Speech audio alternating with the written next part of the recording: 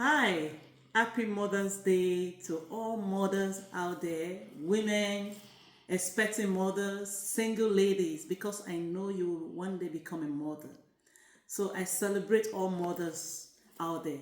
I celebrate you for the good work you are doing in your homes, in our community, in our nation. Thank you for the value you're adding. Thank you for the life you are building.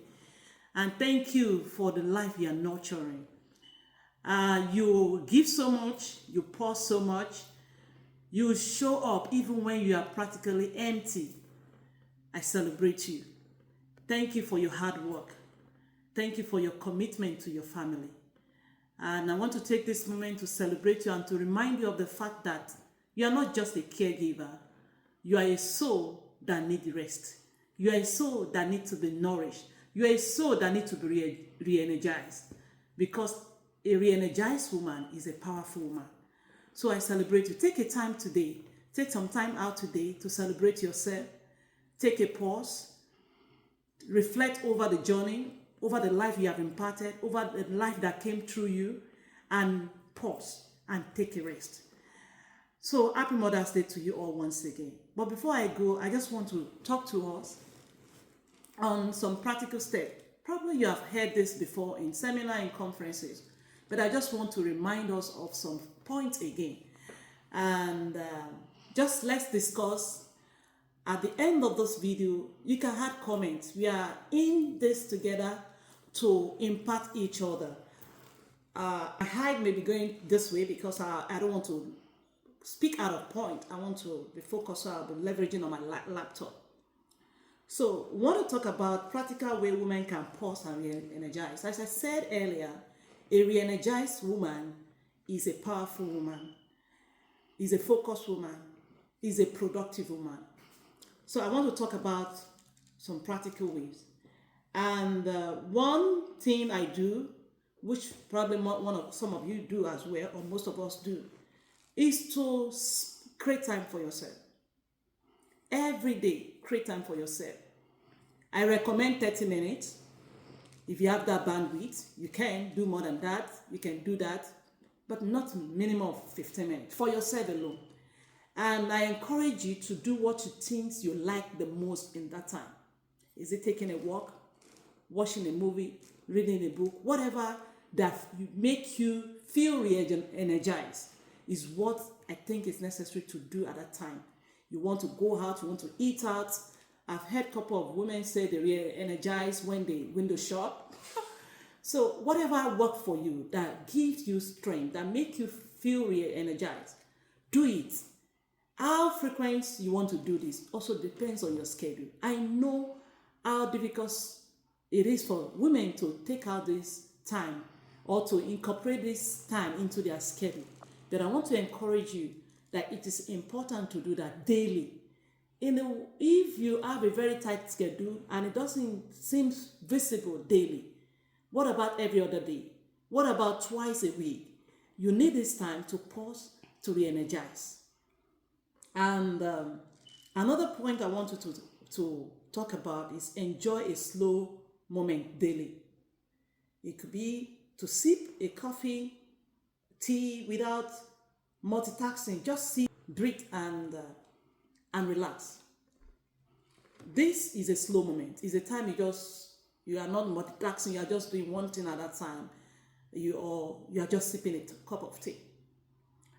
Another point I would like to remind us is taking a tech break.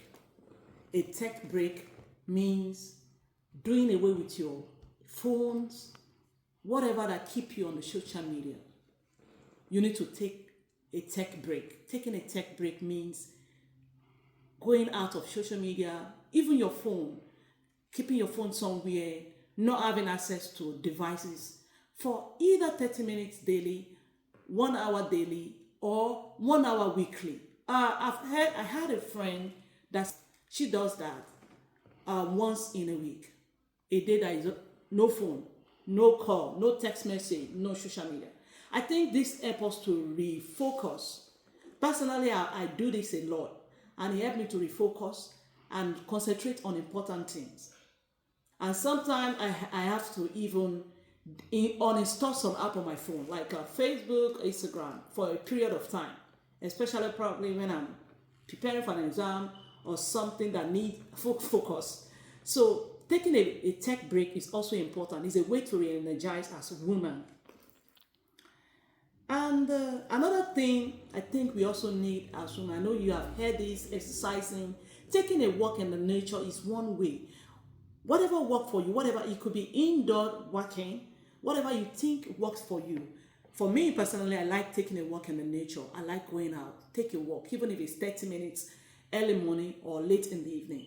I do that and I always feel re-energized after doing this. Whatever works for you. Sometimes I also do this work inside by leveraging on some YouTube video on how you can working the whole muscles in your body.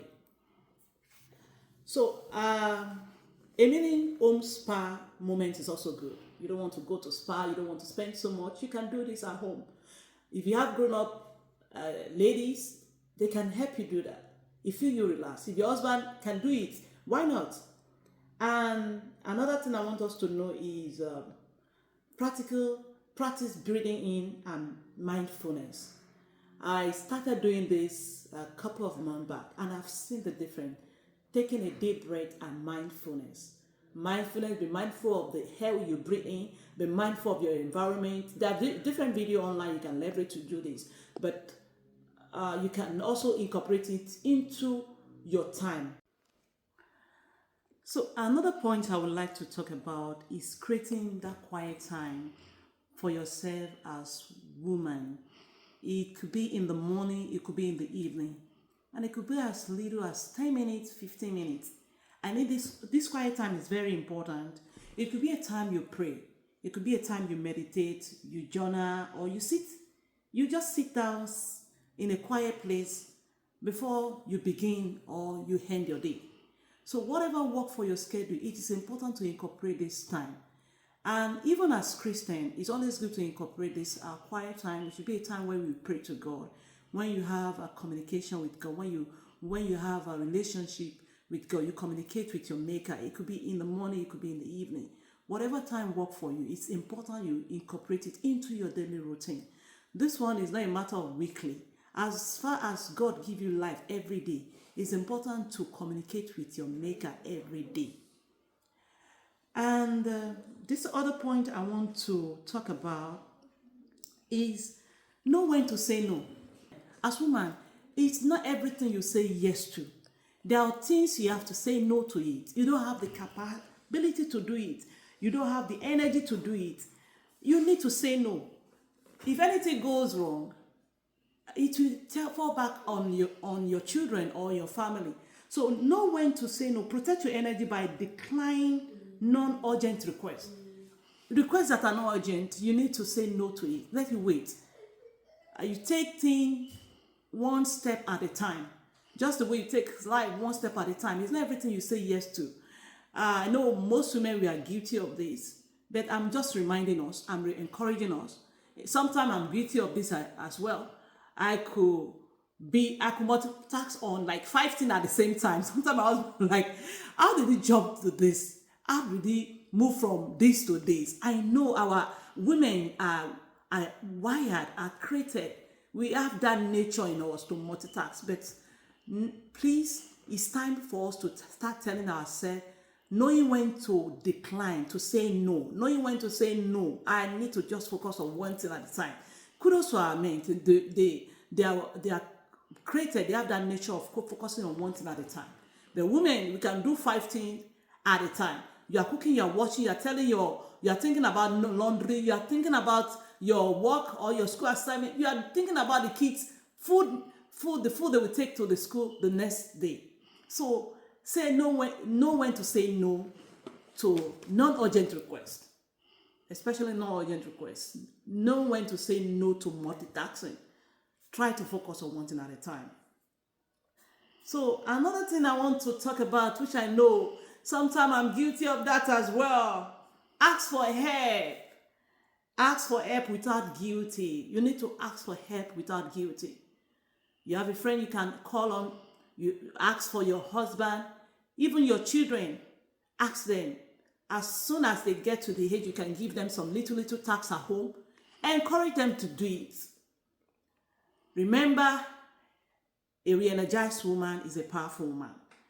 So it's high time we don't feel guilty by delegating, by asking for help from our husband, from our relatives that are in the house with us. It's not, don't feel guilty. You have your cousin, you have your husband, brothers living with you. Ask for help. And of course, God will give you wisdom to ask in a way that will not, the other person will not take it personal, or taking it as an abuse, or taking it as you are disrespecting them. I know some culture, but I don't want to go into the aspect of culture today. But asking for help without guilty. As women, we need to incorporate that into our lifestyle. Remember, you cannot do it all alone. And you have friends you can call on, ask for help. You have friends you can leverage on, that your kids can stay with for 1 hour, for 2 hours, for you to get some things done. Do it. And if you have to alternate it, your friend bring her kids, you take your kids there the other week, it's also welcome. So I want to believe with all these points we have discussed together, that you'll be more intentional about having a quiet time, the time you talk with your creator, and about the many spa at home. I also believe you take time to work out, either within the indoor or outdoor, and also be intentional about take break and asking for help when you need it. If you have additional point, please kindly drop it in the comments. Add your point, let the world see it. Let's grow this channel together. And if you haven't subscribed, please subscribe, like, and share. And let's grow together. Until I come your way next time, stay blessed, stay focused, stay re-energized. God bless you. Bye.